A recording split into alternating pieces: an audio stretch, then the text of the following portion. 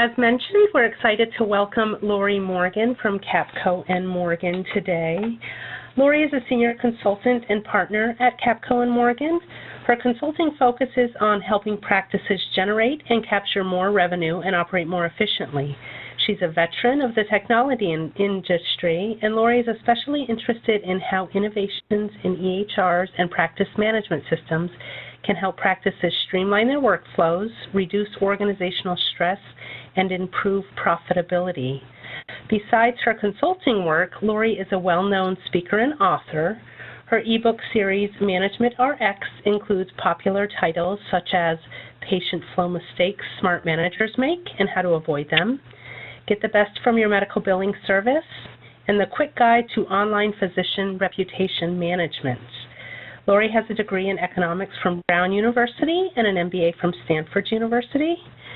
And we chose Laurie to present with us today because of her expertise and her work in medical practices over the past 20 years. So we are excited to welcome back Laurie Morgan. Laurie, thank you for joining us. Oh, thank you so much, Bobby, and welcome, everyone. Thank you very much for joining in today. So before I get started, as Bobby mentioned, this is going to be a sort of a short format presentation. This is part 2 of our EHR series, and I believe you can access the first part online, a recorded version if you weren't able to attend with us for the first session. And so the first session focused on choosing a new EHR, and today I'm going to talk a bit about some of my tips for having a successful implementation of the new EHR that you've chosen. After I go through my talk, there'll be a few minutes with our Care 360 sponsor. They'll tell you a little bit about their offering in the EHR space. And then, of course, we'll have time for some Q&A. So this is a little bit of a tangent, but I thought it would be interesting to share some of this data with you because this survey that we did with MedData Group just came out. MedData Group has been serving physicians and administrators for the past several years on what technologies have the biggest impact on their practices. And for the last 3 years, EHR has been the #1 response. And I find this really interesting because in the past few years, there have been lots of other technologies that have come on the scene, especially in the front office, but none of them have beaten out EHR in terms of what the potential positive and challenging impact of technology on the practice can be for your practice. And so, that really plays into what I'm going to talk about today. It's really important that you make a great choice when you're looking to switch because the EHR is so central to almost everything that goes on in your practice. And then once you've made a good choice, it's really important that you have a good implementation because the foundation that you set when you make that transition to a new system really helps to define and really actually influences the benefit that you're going to get out of that system for many years down the road. So making a good go at implementing is really important for your practice. So, so often when it comes to technology implementation, plans go awry and, for all the best intentions, it seems like things don't always go exactly according to plan, and sometimes that can make it seem like planning is a waste of time. But I think this quote from President Eisenhower really sums up what my feelings about planning and my recommendations about planning. And the thing about it is that many times you have to scrap a plan or regroup and modify a plan in midstream, but that doesn't mean that the process of planning isn't enormously helpful. The process of planning helps you accomplish so many things. Probably most important, it helps you understand all the moving parts and really get a good feeling for the scope of your project and all the potential areas where things could go wrong so that you can be more prepared. And in the case of an EHR implementation, it's really important to have everyone on the team realize, how complex a task this is, moving over to a new system. It's something that everyone has to work together on, and it's an incredibly valuable process. It's moving to a system that is going to give your practice more of what it needs. But it does require a little bit of patience because, everyone will have to work together, and there will likely be at least a little bit of disruption as you go through the process. But it's all worth it as long as people are just prepared and ready to work together to make it happen. So with the idea that planning is really important, the first recommendation I have for how to plan well for conversion is to keep time on your side. And what I mean by that is that when you're working with a new vendor, they're in all likelihood going to be very excited to help you out, and they want you to have a smooth transition. Of course, they want you to be very happy with the new system that you've chosen. But there will be limits on how much time they can actually set aside, how much staff support they can set aside to help with your particular transition, because, of course, they're working with multiple clients at the same time. So, I like to think of it almost like a ticking clock, right? The amount of time that you're going to get from your vendor, the amount of help you're going to get from your vendor, it kind of counts down once you start your transition. And that's one reason why it's so important to be really, really prepared and don't actually start that countdown until you're really ready. And I always advise that you look at your agreement and you talk to your vendor. So do both of these things to find out exactly what their constraints are and what their expectations are. So, if they have an expectation that they will help you convert over a couple of weeks and be available to you over a period of, say, 30 days, if your project, ends up taking longer than that because you're less prepared or that things happen that you didn't anticipate, it may be harder for you to get support after the end of that window. So being prepared to make the most of that time that they allocate for you is really, really important. That's why I'm recommending doing your homework. So with respect to your homework, here are a few questions you can discuss with your new vendor. What are the typical deadlines that should be met before you actually start that process of transitioning? What is the typical timetable? Sometimes the vendor may even have a document that they can share with you that actually lists these things. You also want to know who are your main contacts and what are their roles. Sometimes your contact is going to be different during the transition process than it will be for support after you've actually moved on to the new system. So make sure you understand who actually is going to be available to help you and how you get in touch with them, and make sure you meet them in advance of the process. The other thing that's really helpful is if you can get some materials to start bringing people up to speed in advance of the process. So do they have videos? Do they have manuals? Is there even demo software that your team can start experimenting with in advance of making your actual conversion and early on in your planning process? Sometimes vendors may have supplemental help available to you. If you go beyond what's normally included in your contract, you may have to pay for that, but at least you want to know if there are resources available to help if something goes wrong. And you also want to get an idea how quickly you'll be able to get help after you go ahead and make that transition. What are the support promises, if you will, that they're making, the commitments that they're making after you've actually moved on to the system. So my second tip is to pay a lot of attention to your data transfer. I mentioned, in the first slide with respect to our survey that how well you do this transition makes a huge difference in terms of how much utility you'll get out of your EHR down the road. And the data transfer is one of the most important steps to ensuring that you're going to get what you expect out of that system down the road.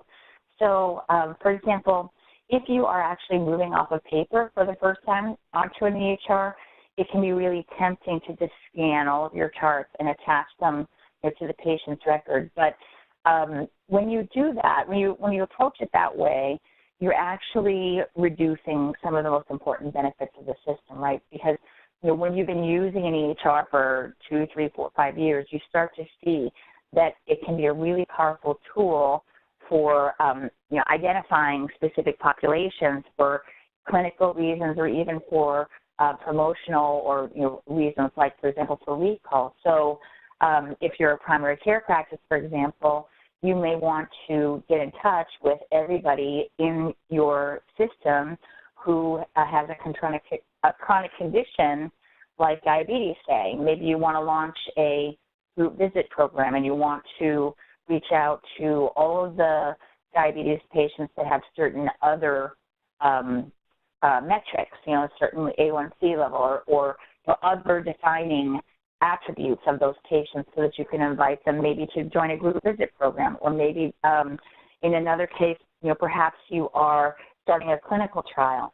The more data that you have in the system that's in a structured format, the easier it's going to be to get at these really remarkable benefits of using this system. I think this has been one of the things that's been most frustrating about the move to EHRs for many practices over the last 10 years or so, because it wasn't obvious in the beginning how beneficial they could be. But now most practices are starting to see how they can use this data. It's like a treasure trove for being able to really understand who your patients are and how to reach them, and reach specific subgroups in certain ways. All of that is made possible by putting that data in a structured format. So if you're moving from paper, it can be really useful to look into actually having someone do data entry for you. Your vendor may be able to help you with a recommendation for that. There are firms that actually do this kind of thing, and they may have a reference for you. And you really have to decide how much you can invest, but just know that those key metrics that your physicians and you as administrators are going to be interested in analyzing need to be stored in the right way so that you can pull that data out. Now, if you're already on an EHR, your task is to convert the data in your current system over to your new system, and that's a process called data mapping that I'm going to talk a little bit about. But before you dig into that, it's really important to look at your current contract. Sometimes you may have to pay certain fees to actually get your data out of the system, and often there's a notice period. Now, one thing that's really important not to do is to not let your current vendor know that you're switching any sooner than necessary, because while you're still on that system, you're going to want to have help from them. And once they know that you're leaving, they know that you're not going to be paying in any longer. They're going to be much less inclined to give you excellent service when you've basically rejected them. So you don't want to tip your hand until it's absolutely necessary. So with respect to transferring your electronic data, the process involves exporting it out of your current system and then importing it into your new system. And that's where the data mapping comes in, because you want the information that's stored in specific fields in your current system to transfer over to similar fields in your new system. And the ability to do that is going to depend partly on how the fields are set up in the two systems and also how customizable that is. You may need to, in all likelihood, you will need to set up some new definitions for how that information is going to transfer over. One big question is, can you export your current data without the current vendor's help? That can give you a chance to take a look at that data and work with your new vendor to understand how things will map over. And of course, also it allows you the potential to start working on this before alarming your current vendor. The other key piece of the puzzle with the data mapping is you want to make sure that you're involving your physicians and your non-physician providers in this process, because they can help make clear how certain data should transfer over from one definition in your old system into a new definition in the new system. You need to understand what the testing process is going to be also with your new vendor. How can you test that prior to actually going live?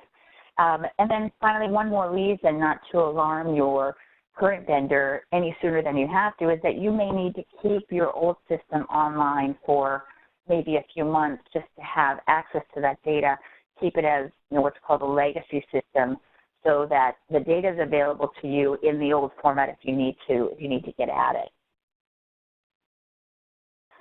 If you are currently on an integrated system with an integrated practice management system and EHR, you may have some additional considerations, and this may require a bit more planning. Always good to get advice from your new vendor on how best to proceed, what they perceive the best practices to be. You may decide, for example, that it is useful to do the PMS transition first and then actually do the EHR after.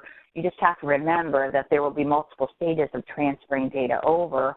And of course, with the PMS, you have the issue of scheduling. And if you're changing over to a different practice management system, you need to make sure that all of your scheduling information is transferring over. If you're booking people out, several months in advance, you need to make sure that all of those bookings get transferred over to the new system so that you don't have, people showing up and there's no record of them having an appointment, et cetera. Really important, I mentioned this in the first talk, to have leaders from every aspect of your practice, right? Each function in your practice, just as you did in the selection process, in the implementation process, you really need to have people from both the front and the back office involved, because everything that you're doing touches on both the practice management side of things and the EHR side of things. And then it's really useful to have separate training on each part of the system. This is true even if you are not looking at an integrated system, even for the EHR itself, because there's just so much to absorb with a new system. And if everybody is getting full training on every single feature of the EHR, it can be very overwhelming. It can really help to break it down into parts and let each function inside the practice focus on the things that are most important to them first. Eventually, of course, you want to make sure they understand everything, but they need to know the basics of what's required for them to do their jobs first and foremost. So my third recommendation is to do a very thorough assessment of all the different places your EHR impacts. And, this is one of the things that it can be easy to overlook some of these, and they can just cause so many headaches. So, for example, if you are receiving lab information and imaging data electronically, you need to look into the sources of that data. You talk with the people who are providing that data now, and also if there are different vendors that are integrating with your current EHR, you need to find out if they're going to be integrating with your new one. And you can get at that first by starting with your new EHR vendor, and then also talking with those vendors themselves if you have a relationship with them. So, for example, that also, I mentioned labs and radiology, that also plays out with your ERX. It's funny, a few years back, I can recall working with practices that were just really frustrated and resistant to the idea of switching to ERX. And now virtually everyone I know doesn't want to do without it. And it can cause real headaches if your ERX capability goes down when you're making a conversion. So make sure you know what vendor is currently transmitting for you between your EHR and your pharmacies, and whether that vendor is going to be the same one that's going to integrate with your new system, and make sure that you'll have no minimal or hopefully no disruption in that process. I already mentioned the PMS, of course, that's very important. Something that's easy to overlook are your scribes. I mean, I think it's pretty clear you want to have your providers involved. They're definitely going to be impacted, but don't forget your scribes, too. They'll need to be trained up in the new system. And also your portal. Now, if you're using a third-party patient portal, you may find that you can use the same system with your new EHR, and that should make the transition smoother. Even so, even in that case, you really have to alert patients that there could be some disruption. And if you're actually switching to an entirely new portal, that's something that you really have to think through and let your patients know about, so that they understand there may be a few hiccups. For example, if you're switching to an entirely new portal, are you going to be able to transfer the login information over seamlessly, or will patients need to get a new ID? There are, lots of little questions like that. Your new vendor can help you think that through. And then, you know, once you've got it through, communication is the next task. And that's important both for the portal and also for things like ERX and for scheduling. Patients just need to know to be a little bit more patient, and you know, that you're working hard to try to get onto a system that's going to make your practice run better and be better for them. But in the short term, there may be a few little hiccups.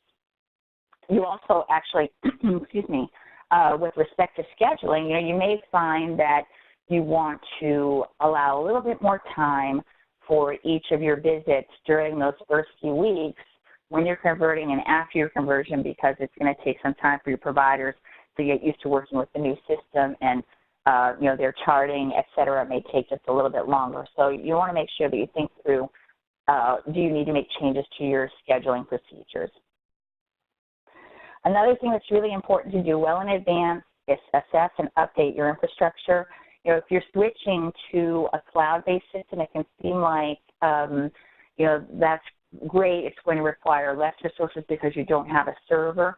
And in some ways that's true, but you actually may find that you need to look at your networking. If you are going to be switching from an, you know, in-office server to the cloud, that means everybody is going to be sending and receiving data constantly over the internet. And you really need to make sure that you have plenty of bandwidth so that nothing, you know, is slowed down and people aren't wasting a lot of time, that you're not losing a lot of productivity with slow information transfer. You also want to make sure that there's plenty of connectivity throughout the office. One of the problems that we've seen sometimes is that practices switch to the cloud, and they are planning on everyone using wireless, but sometimes there are dead spots in the office. And so if you test for that, that gives you the opportunity to add some you know, hardwired connectivity like you see in this picture, right? You can have wired stations throughout the office. This gives you a couple of benefits. First of all, it can solve that problem if there are a few little weak spots in your wireless system. And then also, if by chance your wireless router goes on the fritz, you have some spots in the office where people can make a wired connection. You know, the whole office doesn't have to stop working just because of a minor router problem. The other thing you should take a look at is the hardware upgrades. They're not generally required, but I think it's useful to take a look, because one of the best things you can do at the time of a new EHR transition is look at everyone's monitors. You know, my partner, Joe, I don't know if you've ever heard any of his talk about technology, but this is one of his favorite recommendations. Large monitors have become really inexpensive, and they can really enhance the productivity of your team. If they don't have to be spending time scrolling and clicking to new screens, if they can see everything on one large monitor, it actually saves a lot of time, and this is the perfect time to take a look at doing that. Then my last recommendation is to plan ahead for the training that you're going to get immediately and the training that you're going to get in the future. You know, with any kind of big technology change, there's only so much that can be absorbed right away. People will focus on the things that are most important to getting their work done each day, and they're going to miss out on some of the more interesting, more advanced features of the system. So you always want to prioritize the most critical needs first, and you know, make sure that everyone's getting trained on the things that are most important in their job. But you also want to plan ahead for what I'm calling quote-unquote retraining in the next 3 to 6 months, when people have gotten comfortable with the system and they're ready to absorb some of the more exciting features and things that can be added on. For example, if your practice is thinking about doing telemedicine or integrating other technology with the system, you'll be ready to do that in 3 to 6 months, and you want to make sure that you don't miss out on any of the benefits of your new system. Another way to make sure that you don't miss out on the benefits of your new system is to join up with the different communities and simply stay in touch with your vendor to make sure you know all the new things that they're rolling out. You know, especially with cloud-based systems, new features are getting rolled out all the time, and it's really common for practices to actually miss them, right? Because practice life is so busy, you don't always necessarily know what new things have been added to a system. You see those updates happening, but you don't know what new things they're actually creating for you behind the scenes. And so staying in touch with your vendor, and then also if they have them, joining user groups or support forums those can be great ways to just get in touch with a whole community of people that are using your same system and sharing their favorite tips and tricks and solutions. Many vendors also offer conferences where you can get together, user conferences where you can get together with other users.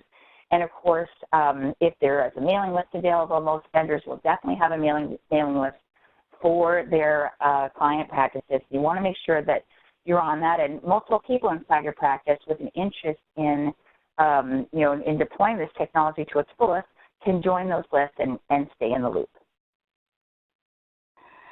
Lastly, so there's a saying that's like circulating around Silicon Valley. I'm actually here in San Francisco, near the heart of Silicon Valley, so I hear these things going on in the tech industry. And the latest thing that people are saying is whenever you're doing a technology project, like developing new software or what have you, you have to allow more time than you need, and they recommend, or it's recommended to allow pi times your original estimate. Unfortunately, if we'd done this talk yesterday, it would be pi day, but basically the idea is that, for software development at least, things take 3 times as long as you think.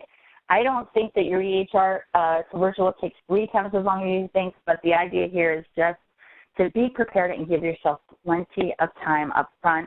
Your planning, your diligence in assessing your own situation and in planning for the conversion will definitely be rewarded by having fewer problems. And with that, I will transfer it back over to Care 360.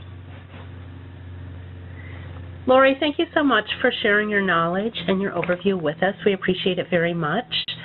I am going to spend just a couple of minutes going through our Care 360 solutions. Our Care 360 solutions were designed to streamline your practice so you can focus on the health of your patients. Our Quest Diagnostics family is now 420,000 physicians strong in over 125,000 locations.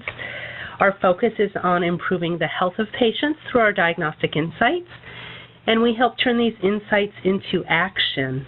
So we have a large reaching network throughout the United States, and we're a valued and well-known brand throughout the country.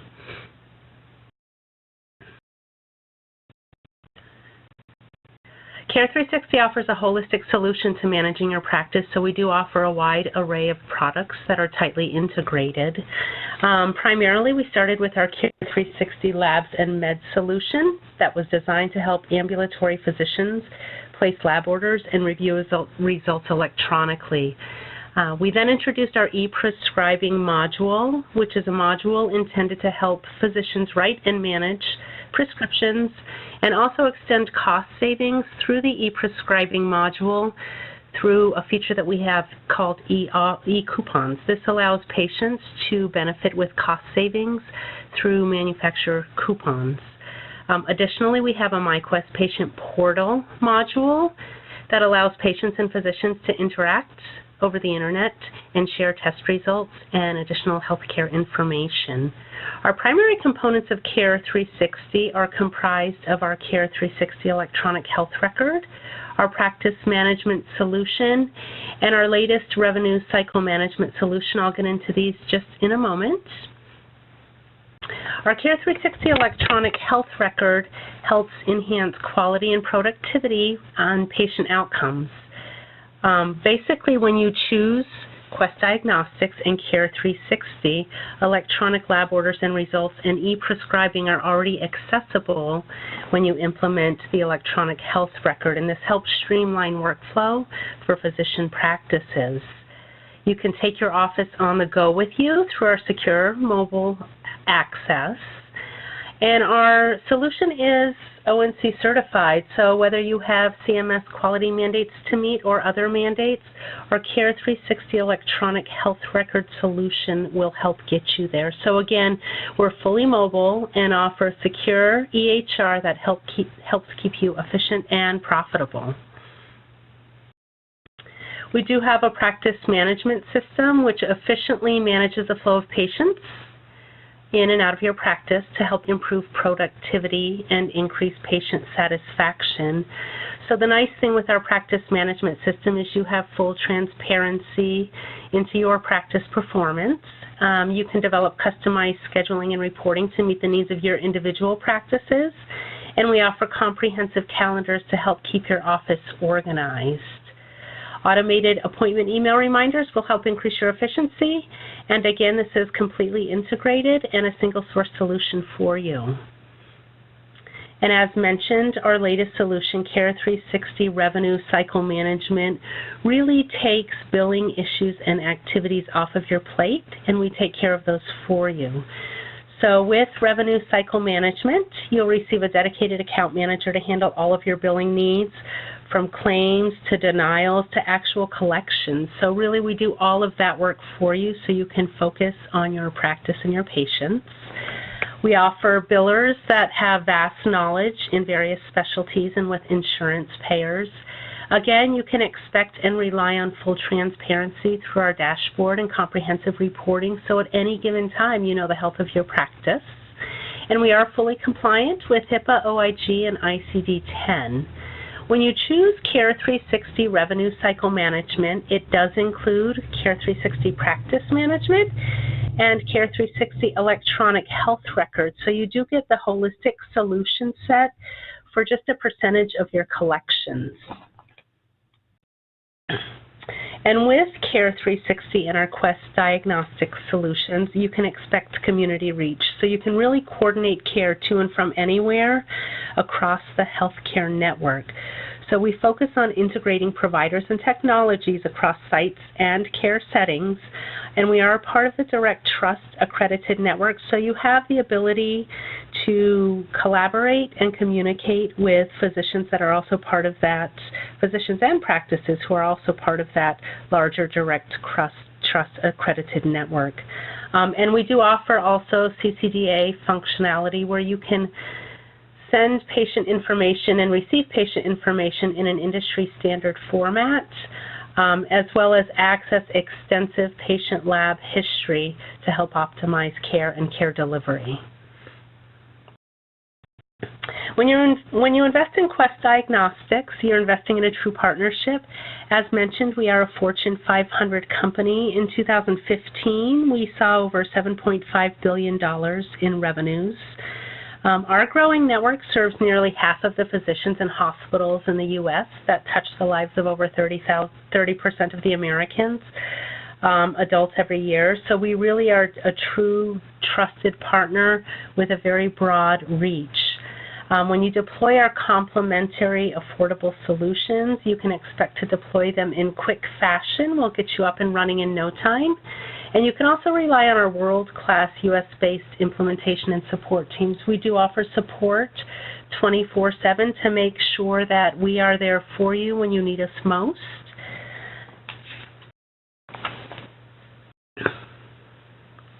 And I just wanted to share for a moment, we continue to get great reviews from our KLAS customer testimonials.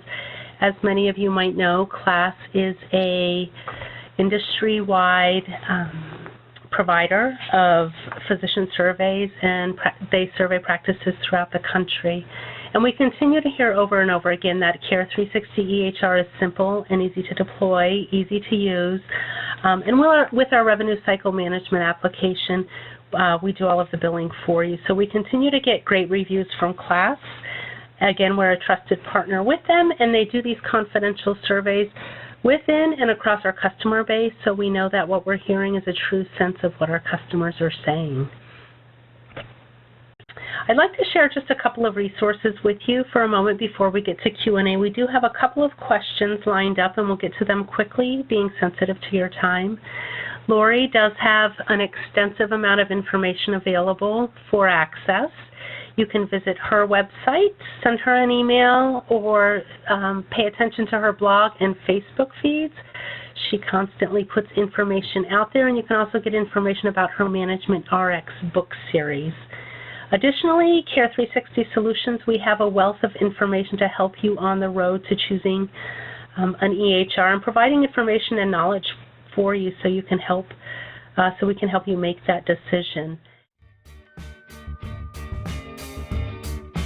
Healthier outcomes are now easier to embrace. We know you run a busy practice, and efficiency is top of mind. Discover 360 degrees of connection and support. Keep your practice on solid ground with a cloud-based EHR. Care 360 offers a full and fully mobile EHR that helps keep medical practices efficient and profitable, while connecting to the larger healthcare community. Join the network of over 300,000 Care 360 providers in 90,000 locations and connect to other healthcare providers as well. Coordinate care to and from anywhere. Care 360 integrates providers and technologies across sites and care settings, while seeing and sharing the bigger picture. Care 360 allows you to send patient information using the CCDA industry standard format, accept information from other providers, and access extensive patient lab histories to help optimize care. Meet meaningful use requirements. Care 360 EHR is ONC certified to qualify for meaningful use, while exchanging data simply and securely. Physicians collect and share data with other EHR users to meet industry requirements with Care 360 Data Exchange. And with new Care 360 Revenue Cycle Management, you can maximize collections and revenue. Care 360 provides you with a team of billing experts to take complicated billing issues off your plate, allowing you to focus on what matters most, your patients, while reducing your administrative burden. And that means more time with patients. Care 360 also offers many other great advantages. Boost patient engagement and compliance with MyQuest. Patients can view and share vital health information with their healthcare providers. Elevate patient conversations with interactive insights. Enhance lab results with diagnostic insights, accessible in Care 360 and to patients through the MyQuest patient portal. That's 360 degrees of connection and support, and healthier outcomes for all. Care 360.